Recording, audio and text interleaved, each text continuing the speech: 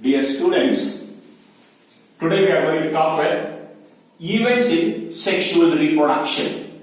So, sexual reproduction is complex both in plant and animals. So, in the sexual reproduction, there are three events are there. First one is called pre-fertilization.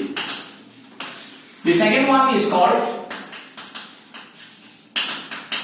fertilization, and the third one is called post-fertilization. So, in the events, there are three events. One is called as pre-fertilization. Meaning of pre-fertilization, before fertilization, what are the changes takes place in an organism is called as pre-fertilization. The meaning of fertilization, here the fusion of male and female gametes takes place. After the zygote is formed, what changes takes place comes under post-fertilization. The meaning of post, after fertilization, what are the changes takes place is called as post-fertilization. Now we are going to see one after the other. First one, we go for pre-fertilization. The meaning of pre-fertilization. So, in this, before the fertilization, what are the events takes place in an organism? For that, we use the word pre-fertilization. Here, in the pre-fertilization, we are going to discuss with the first one is called gametogenesis, and the second one is called as gamete transfer. So, in a pre-fertilization, before fertilization, there are two events out there. One is usually called as gametogenesis. The meaning of gametogenesis, synthesis of gametes, formation of gametes from the sex organs, gonads, is called as gametogenesis, and the second one is called as gamete transfer. The meaning of gamete transfer, from one individual to the other, the gametes are being transferred, or the transfer of a pollen grain to the stigma, that is also called as gamete transfer for fertilization. So these two events we go in detail. The first one is gametogenesis. So here, in gametogenesis, it is nothing but synthesis of gametes, formation of gametes, synthesis of gametes or formation of gametes from the gonads, from the sex organs. So here, synthesis of gametes or formation of gametes in the sex organs or in the gonads is called as gametogenesis. Here, in this gametogenesis, there are two types of gametes are there. One is always called as a male gamete, and the other one is called as female gamete, produced from two different parents. One is a male parent and the other one is a female parent. Now, we'll go for one more example.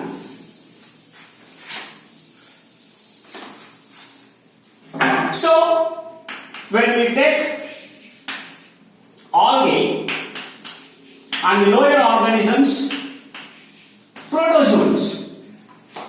In this algae or protozoans, the gametes form will be similar. Or same type of gametes are produced. Same type of gametes are being produced in the algae. Hence, it is called as homogametic. The meaning of homogametic, both the parents produces similar type of gametes, hence it is called as homogametic, or it is also called as isogametic. Isogametic. So the meaning of isogametic or homogametic, the gametes, both the gametes are similar.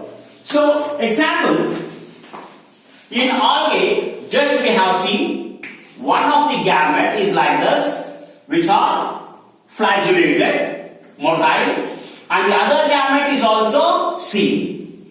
So, when both the gametes are same, they fuse together to form zygote, and this phenomena is called as isogamy. So, I repeat this, the fusion of similar type of gametes is called as isogamy.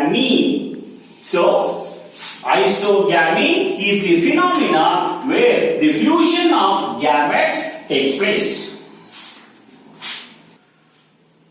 So, we are going to continue with the higher organisms. Okay. Higher organisms, the gametes will be dissimilar. The gametes produced is called as dissimilar gametes are being produced. And repeat this, in higher organisms, the gametes are not similar, dissimilar, hence it is called as heterogametic. It is called heterogametic, or it is also called as anisogamy. Isogamatic. I repeat this. In a higher organism, there are two different types of gametes are there. Hence, we use the word heterogametic or anisogamy. The fusion of two dissimilar gametes is called as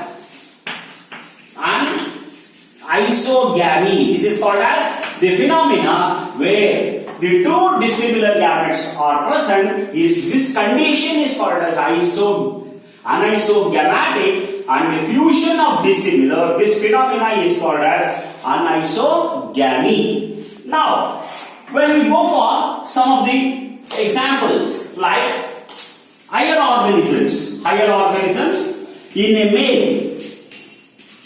male individual, it produces the male gamete called as sperm, which is always haploid.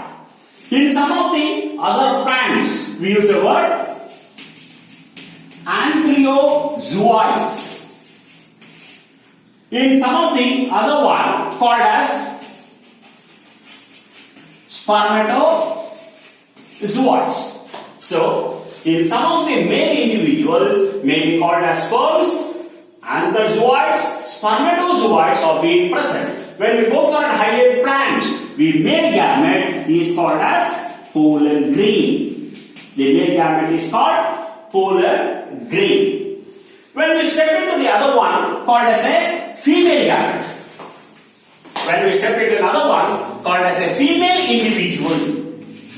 The female individual produces again the female gamete, and the female gamete is called as egg, ova, ovum. Or in some of the plants we use the word ovule. So I am giving you some of the examples here. So one of the example, the algae called as fucus. Algae called fucus. In this, the female gamete is bigger. In this fucus algae, the female gamete is bigger. This is called as egg or ovum, and the male gamete is smaller. The male gamete is smaller, and this is called as sperm. So this type of dissimilar gametes is also called as anisogamatic conditions. So when we go for one more example called as humans. In a humans, the female gamete is called as egg or ova. So here the multi-layered egg or ova is present. This is also called as Graafian follicle. This is called as egg or ova, or the human matured egg is called as Graafian follicle, whereas the male gamete is called as sperm. The male gamete is called as sperm, and in the humans, the sperms are of two types. One is called as X sperm and the other one is called as Y sperm. Again, here the egg and the sperms are different in size or shape, hence it is also called as anisogametic. So, we are going to continue with the next word. In a plant body, there are two types. One plant body is considered as haploid. One of the plant body is considered as haploid. The meaning of haploid, it has a single set of chromosome. It has a same set of chromosome, hence it is called as haploid, and it is represented by small letter N. Whereas another plant body is called as diploid. The other plant body is called as diploid and it is represented as 2N. The meaning of 2N, here it has two sets of chromosomes. Two different sets of chromosomes are present. One set is always called as a father set, one set is always called as mother set. Now, we will continue with it. So, if the plant body is haploid, it must and should undergo mitotic divisions. So, it is called as equational division. If a plant body has haploid plant body, the plant body must and should undergo mitotic division to produce haploid gametes.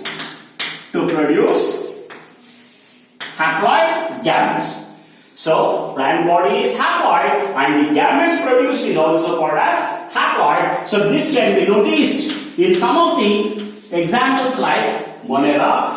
It can be noticed in some of the algae, fungi and bryophytes. So,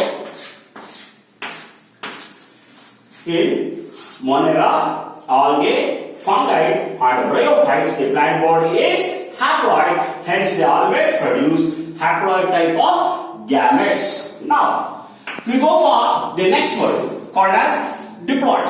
The meaning of diploid, it has two sets of chromosomes. Here, the plant body is diploid. Once the plant body is diploid, it must and should undergo meiosis. It must and should undergo meiosis type of cell division, or it is called as reductional cell division. Reductional cell division. I repeat this. In a diploid plant body, it undergoes meiosis to produce haploid gametes. Here the plant body is diploid, but the gametes are always called as haploid gametes produced by meiosis. The word meiosis is nothing but reductional division. Only half of the chromosome number is passed on to the young ones. So, through the gametes, it is always haploid conditions are being present. This can be noticed in the higher plants and higher animals. So, here just recall it as angiosperms. In angiosperms, we see there is a presence of haploid gametes are produced. Now we continue with higher plants and animals. In a higher plants or animals, we know that always the higher plants are diploid. The plant body is diploid. Here, the plant body has two sets of chromosomes. One set is called as a father set and the other one is called as mother set. So, we call two sets of chromosomes. One is father set and the mother set. So, here, in a higher organisms, there are some specialized, modified cells called meiocytes.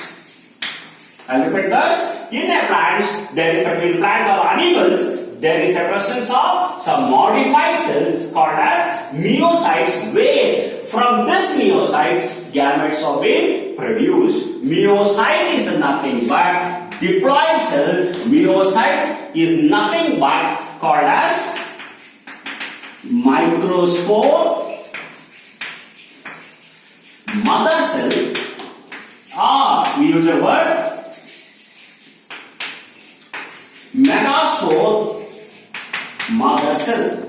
Here, for both, we use the word MMC. We use the word MMC for microspore mother cell. Megaspore mother cell is also called as MMC.